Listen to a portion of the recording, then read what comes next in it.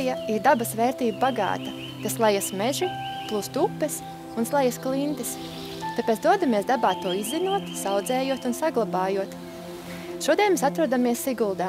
Dosimies izpētīt pēteralu, kraukļalu un citus varenas smilšakmens atsegumus. Iziesim mazu lociņu pa dabas takām, aiziesim līdz Pēteralai, Zvejupītes kreiso krastu un aiziesim līdz pat Kraukļalai un apskatīsimies, kādi tur ir tie smilšakmens atsegumi. Pēc tam nāksim atpakaļ uz Satezels pils kalnu. Uz norādes uz Pēteralas. Taks ir piemērots gājējiem. Taks nav domāts velobraucējiem, motobraucējiem vai kvadraciklam. Paskatīsimies, ko tad var apkārtnē redzēt. Ja būsim klusi un pacietīgi, iespējams redzēsim kaut ko vairāk. Šī ir piemērota vieta dabas vērošanai tieši. Tai klusajai, mierīgajai atpūtai, bez lieka trokšņa, vislabāk ir turēties uz takām. Īstenībā visas tās zīmes ir domātas tam, lai pasargātu dabu, lai būtu iespējams arī citiem redzēt to pašu, ko mēs šodien novērosim te dabas takās. Beidzās nogāze pēkšņi. Ja mēs nāktu no augšas, mēs nemaz to neredzētu. Arī tur no augšas skatoties, jo mēs neredzējām to, kad apakšā ir šie smilšakmens atsegumi stāvie. Tāpēc drošāk ir turēties uz takas, kur ir labi iekārtot, kur tas viss jau ir paredzēts, lai mēs apietu riņķī un varētu arī skaistākos skatus ieraudzīt. Smilšakmens atsegumi ir diezgan irdeni, un te var labi redzēt, te, kur kāds ir no takas nogājis. Mazliet malā mēs redzam, ka smilšakmens atsegumi sastāv īstenībā no smalkām smiltiņām. Tikai viņas ir labi sacementētas un veido tādu sienu. Nāc atpakaļ, tur nav labi iekārtota taka. Pavisam tuvu līdz smilšakmens atsegumam var pat pieskarties. Tas ir jādara saudzīgi, jo visi smilšakmeņi ir apauguši ar dažādām sūnām. Atceramies, ka pats tas smilšakmens ir ļoti sens, no ģeoloģiski ļoti sena laika pirms dinozauriem. Tad, kad šeit bija siltas, seklas jūras ar lēnāku vai lielāku straumi, šie ieži veidojās, un pēc tam viņi vairāk kārtīgi ir bijuši apklāti. Kaut kādā brīdī viņi ir atkal atsegušies vaļā. Viss tas, kas tur aug virsū, ir saveidojies pēc tam. Jūs redzat, ka tās vietas, kas nav aiztiktas, tās uz ieža ir apaugušas ar dažādu krāsu laukumiņiem. Te mums ir ķērpītis, tādas pelēkas, lielas daivas. Tad ir dažādu krāsu sūnas, gaišākas, tumšākas, lielākas, mazākas. Smilšakmens kalpo kā īpaša vieta šīm sūnām un šiem ķērpiem, kas bieži vien neaug nekur citur. Viņiem ir vajadzīga tāda stāva, atklāta, netraucēta nogāze ar zināmu mitrumu līmeni, kurā tad viņi varētu augt. Ir zināms, ka no 600 sūnu sugām, kas vispār Latvijā ir zināmas, vismaz 180 sugas aug tieši uz smilšakmeņiem, un apmēram 80 no tām aug gandrīz tikai uz smilšakmeņiem. Ir pat tādas sugas, kuras ir ļoti retas, kuras Eiropā ir tik ārkārtīgi retas, kad šeit Latvijā ir gandrīz vienīgā viņu dzīvesvieta. Sūnas ir senākie augi, daudzas no tām ir saglabājušās nemainīgas cauri daudziem laikmetiem. Ejam uz priekšu, apskatīsimies. Šitam būs ļoti laba vieta. Reku mēs redzam tādas kā apaļas bumbiņas. Un atkal citādāk, te ir tāds kā garenas vācelītes. Katrai sūnu sugai ir atšķirīgi šie sporofītu veidi, pēc tiem viņas var noteikt. Izvēlamies mazu laukumiņu, tādu, ko varam aptvert ar plaukstām. Pamēģinam paskatīties, cik daudz dažādas lapiņas ir veidi. Piemēram, tur var būt tādas kā lentas, tur var būt tādas mazas lapiņas uz kātiņiem. Viņas seko arī tiem mazajiem reliefu pazeminājumiem. Tur kādreiz kaut kas bijis ieskrāpēts, kādas nišas padziļinājumi. Esam nonākuši līdz Pēteralai. Jā, alās mēdz ziemot sikspārņi. Tas nozīmē, ka tajā laikā, kad viņi tur ziemo, labāk būtu neiet alās no oktobra līdz aprīlim. Ejot alā, vienalga, vai tur ir šobrīd tie sikspārņi vai nav, vienmēr ir jāiet klusiņām un nedrīkst ilgi uzturēties, nedrīkst dedzināt uguns, kur jebko dūmojoši īstenībā ienest. Ar dūmi viss ceļās uz augšu un uzkrājās pie alas griestiem. Vienkārši sabojā to gaisu alā, izkvēpina un tie sikspārņi nākamajā ziemā var neatgriezties. Mēs alā varam ieiet, ieslēgt, teiksim, lukturīt telefonā un paskatīties uz sienām. Galvenais arī tas sienas ir neaiztikt, nemēģināt izraisīt nobrukumus. Vai šādās alās nav bīstami iet? Ala ir diezgan stabila, bet vienmēr ir jānovērtē, jā. Ja izskatās, ka tas smilšakmenis ir brūkošs, tad labāk tādā alā neiet iekšā. Nozīmīgākās ir tās alas, kurās ir dažādas tās gaismas zonas. Te mēs redzam, ka izgaismots viss ir līdz pat alas tipanam, tad vidēji tumšs. Sikpāņiem zīmošaniem viņiem patiks tur tās pavisam tumšās vietas iekšā. Un arī droši vien, ka citiem, kas gribēs paslēpties.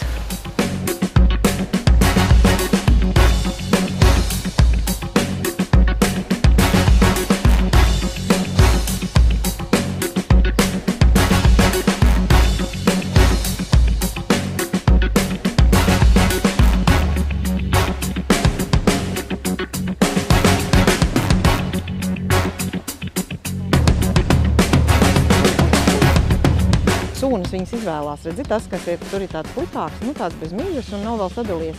Ir cieta tā kristala, tur jau nekāda sūnas nav. Un te, kur viņi ir mīkstāka, vecāki, jau tur uzreiz viņas var ieķerties, viņas aug, viņai ir kādu laiku jāpaguļ.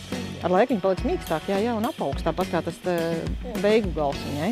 Katram tam kokam ir dažādāk tā mize, gan tas reliefiņš mizai, cik viņa ir izrobota, cik viņa ir dziļas tās rievas, vai tur viegli ir pieķerties un kāds skābums tai mizē ir.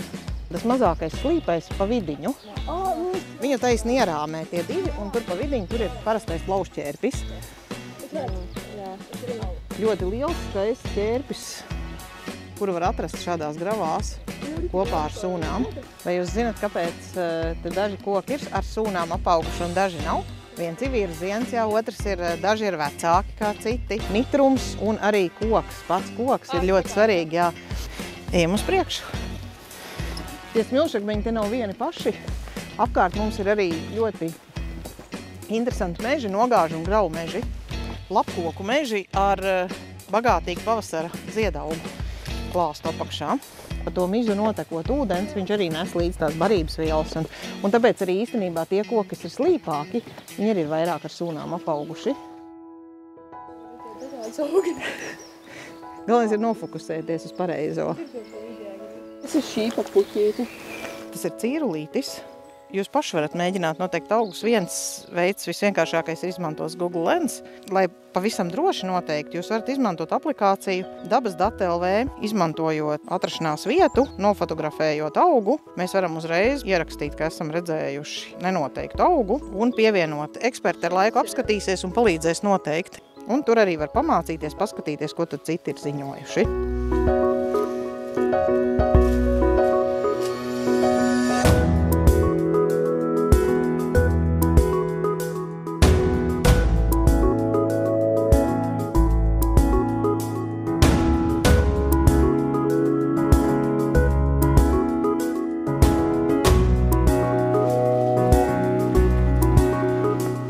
Daļa ir apbirusi ar zemi, bet daļa ir atsegusies, un tāpēc tur vēl nav paspējušas ne sūnas, ne ķērpi ieviesties, jo tas atsegums viņš nav stingrs, viņš joprojām brūk tā virskārta. Un var labi redzēt, kā tie slāņi ir sagulšies. Redzat, kādas tur strīpas ir pa vidu, un reizēm ir tādi lauzumi un izliekumi. Materiāls nogulsnējās senatnē. Tad viņš tika vairāk kārtīgi gan pārstumdīts, gan bīdīts, gan salauzts un dažādi veidots, tāpēc ir dažādi šie slīpie slāņojumi.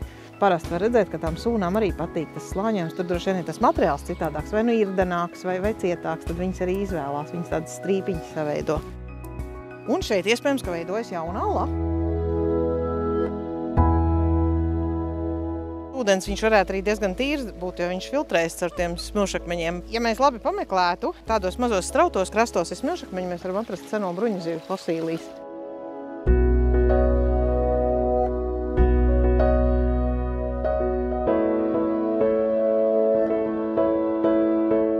Labi, ejam uz priekšu.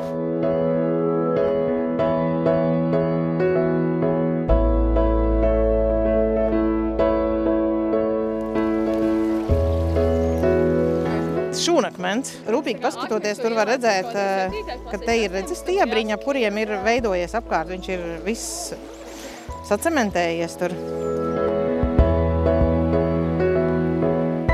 Dodamies tālāk.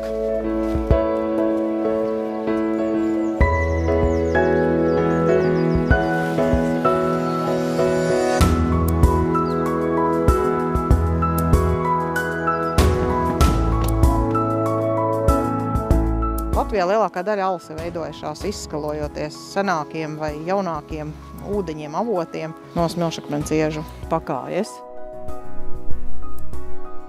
Mums ir Gaujas ieleja tur, Vējupīt, kas ietek Gaujas ielejā, tātad mums kaut kur augšā ir jāuzkāp.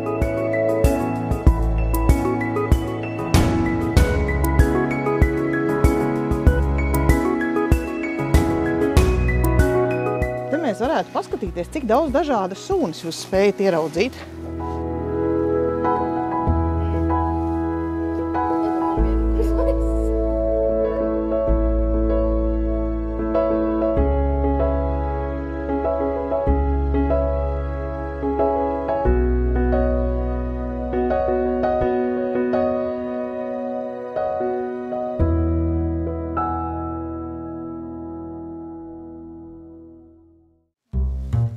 Tādas smilšakmens sienas labprāt izmanto dažādi putni ligzdošanai.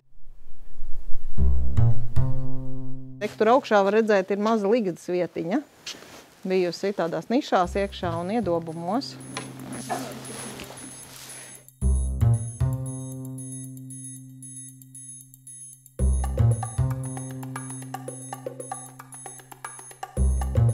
Tagad mēs redzam, viņas ir sažūšas uz kokiem. Mazlietiņi uzliejot ūdeni, visas sunas uzņem atpakaļ mitrumu, un viņas daudz labāk var saskatīt pēc tam.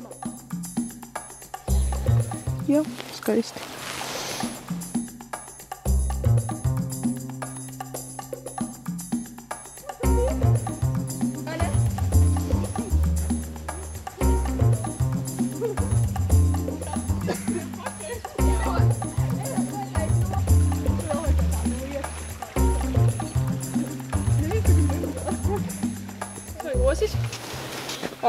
Nepamanīju to. Pēc kļavas izskatās.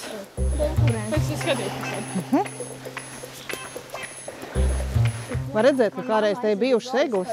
Kur tikai čūskas un nāk.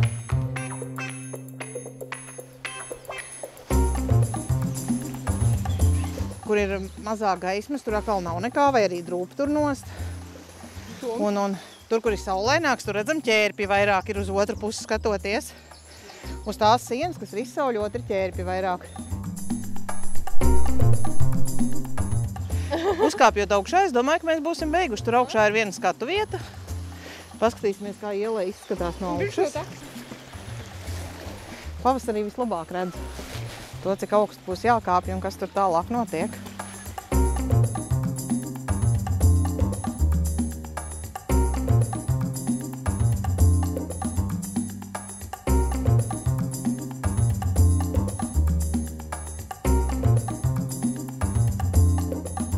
Nebūtu bijis augstums jāzaudē, tur būtu drusku ātrāk.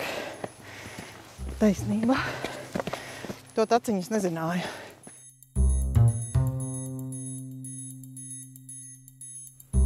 Kā šodien pārgājienā uzzinājām, smilšakmeņi ir veidojušies senā pagātnē. Smilšakmeņi ir mājvieta kā augiem, tā dzīvniekiem. Par savu dzīvotni tieši smilšakmeņu sienas ir izvēlējušies arī senākie augi sunas.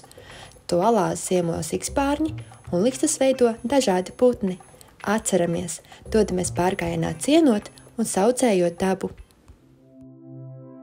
Un tagad laiks nelielam ieskatam vēsturēm.